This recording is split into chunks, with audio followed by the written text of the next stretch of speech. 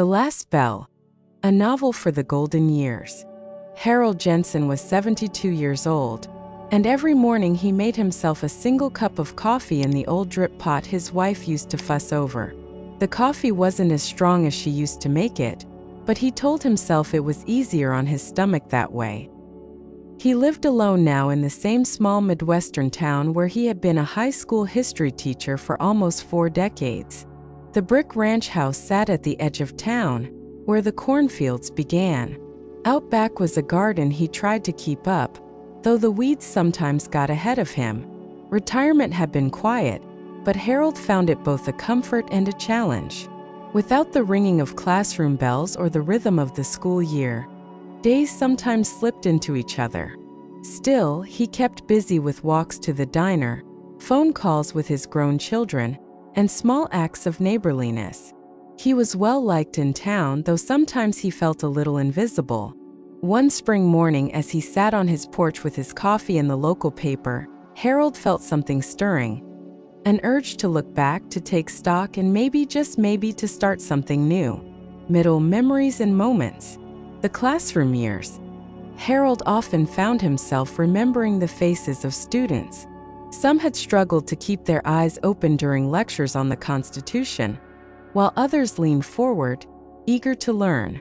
He remembered Carla, who had once said, "Mr. Jensen, you make history feel like it happened right here in Indiana." That had been one of the finest compliments he'd ever received. He thought of the school bells, the chalk dust, the way the hallway smelled of floor wax and peanut butter sandwiches. Retirement meant no more essays to grade, but it also meant no more of those small victories when a light bulb went off in a student's eyes. One memory always rose to the surface: the year Harold dressed up as Abraham Lincoln on President's Day. He had worn a tall hat, glued on a beard, and walked into class quoting the Gettysburg Address. The students had roared with laughter at first, but by the end of the lesson, they were reciting passages themselves. Years later, one of those students wrote him a letter from college, saying that moment had sparked her decision to study law. Family life. Harold's wife, Ellen, had been his anchor. They had raised 2 children in that house. Mark, now living in Chicago with a family of his own, and Sarah, who had moved down to Nashville to pursue music. Harold was proud of both, though there had been rough patches, especially with Sarah, who had clashed with him as a teenager about her foolish dream. He regretted some of the sharp words he'd spoken back then. He remembered Sunday dinners at the Jensen table. Ellen's pot roast, Mark sneaking an extra dinner roll, Sarah practicing guitar in the corner afterward. The sound of her strumming had been a point of tension then, but Harold realized now how much he missed it. The ache of Ellen's absence was still fresh some days, though she'd been gone 6 years. He missed her laughter most of all, the way she could make an ordinary Tuesday evening feel special just by lighting a candle at dinner. A neighbor's request. One afternoon, Harold's neighbor, Mrs. Callahan, stopped by. She was a spry widow in her late 60s who still drove her Buick into town twice a week. "Harold," she said, "the library is looking for volunteers to help with the summer reading program. You're good with kids. You should do it." He chuckled. "I thought I retired from that sort of thing." But she gave him a look. "You didn't retire from being useful." Her words stayed with him. That night, Harold sat at the kitchen table and stared at the faded family calendar that Ellen used to hang. He wondered if maybe it was time to put a new date on it. A visit from Mark. A few weeks later, Mark drove down from Chicago with his teenage son Luke. The boy had grown taller than Harold remembered, with a mop of hair always in his eyes. They spent an afternoon fishing at the reservoir, though Harold admitted he cared more about the company than the catch. "Dad," Mark said while they waited for a nibble, "Luke's struggling in history class. Maybe you could help him? Over the phone or when we visit. You've got the touch." Luke rolled his eyes, but Harold saw the faintest smile tug at his mouth. Harold felt something inside him warm. Maybe he still had something to give. The summer reading program. Harold agreed to help at the library.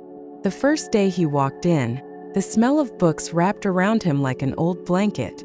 The children were loud, curious, and restless, just as his students had been. He read stories, asked questions, and even made history sound fun again by telling tales about the pioneers who had once lived in their very county. One little girl, Emily, tugged on his sleeve afterward.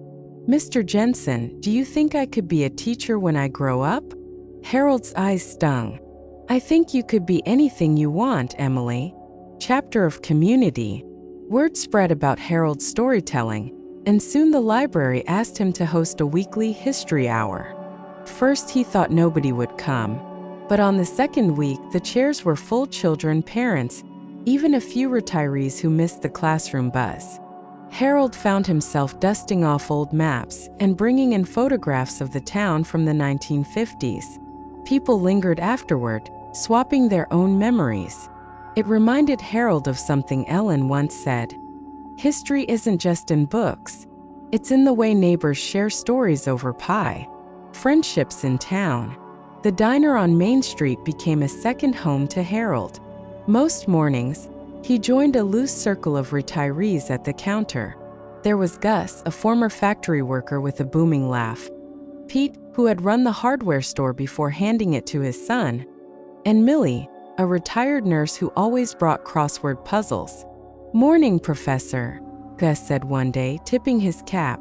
"Got any wisdom for us today?" Harold chuckled.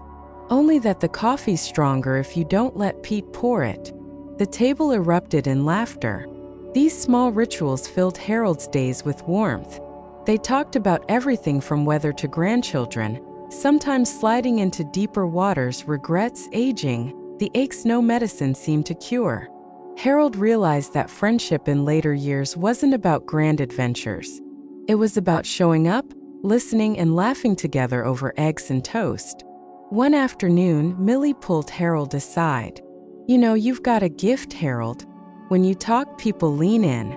You ought to think about leading a discussion group here at the diner. Folks need reasons to gather." Harold smiled, thinking of the library and his family. Maybe his circle of purpose was growing wider than he imagined. Conflict. An old wound. One evening, Harold received a letter in Sarah's handwriting. He opened it slowly.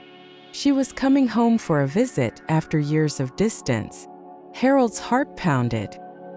He thought of the last time they had spoken face to face, when she left for Nashville after a shouting match about practical careers. He had told her she was wasting her time. She had slammed the door. Now she was coming home. When Sarah arrived, guitar case in hand, Harold hardly knew what to say. She looked older, wiser, but the same spark was in her eyes. "Hi, Dad." "Hi, Sarah." They sat in the living room where Ellen's picture still hung. At first, the silence was heavy, but slowly over coffee they talked. Sarah told him about playing in little clubs, about teaching music lessons to pay the bills. She wasn't famous, but she was happy. "I guess I was hard on you," Harold said finally. "I thought I was protecting you. I didn't see I was pushing you away." Sarah's eyes softened. "I know, Dad, and I never stopped loving you." That night, Harold slept lighter, as though a burden had shifted. A father-daughter stroll. The next morning, Sarah asked if they could walk into town together. They passed the old high school, the diner where Harold still had his coffee, and the corner where Sarah once sold lemonade with her brother. They laughed at the memory of her charging a dime more than Mark, claiming her lemonade was premium. "Dad, I used to think you didn't believe in me," Sarah said as they walked. "I did believe in you," Harold answered softly. "I just didn't know how to show it. I thought keeping you safe meant steering you away from risks." She squeezed his arm. "You don't have to explain anymore. You showed up then in your way, and you're showing up now. That's what matters." Harold felt his throat tighten. Maybe healing didn't need grand speeches, just quiet walks and honest words. Resolution. A new purpose. By the end of summer, Harold had found a rhythm. Mornings in the garden, afternoons at the library, evenings with neighbors or phone calls to his children. He began tutoring Luke once a week by video call, and the boy's grades improved. Sarah visited more often, sometimes bringing her guitar. She even played at the library for the children, filling the small room with music and laughter. Harold felt proud in a way words could not capture. One Saturday evening, the library held a small community gathering. Harold gave a short talk about the town's history, and Sarah followed with music. Luke even helped set up the chairs. Neighbors clapped and laughed. Harold thought of Ellen and wished she could see it all, but in a way, he felt she already did. Back at the diner, Harold and his friends started their own little tradition, Memory Mondays, where each person shared a story from their past. The laughter and tears mingled, and Harold realized that purpose wasn't always in grand gestures. It was in helping others see the value in their own lives.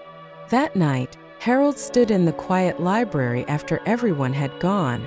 He touched the edge of a book, closed his eyes, and whispered, "Thank you." He wasn't sure if he was speaking to Ellen, to God, or to life itself. Maybe all three. Epilogue: The Last Bell. The last bell may have rung at the high school years ago, but Harold Jensen discovered that life still held lessons. Lessons about forgiveness, purpose, and the joy of giving. As the fireflies blinked across the yard and the crickets sang, Harold lifted his coffee cup to the twilight. "To new beginnings," he whispered, and he meant it.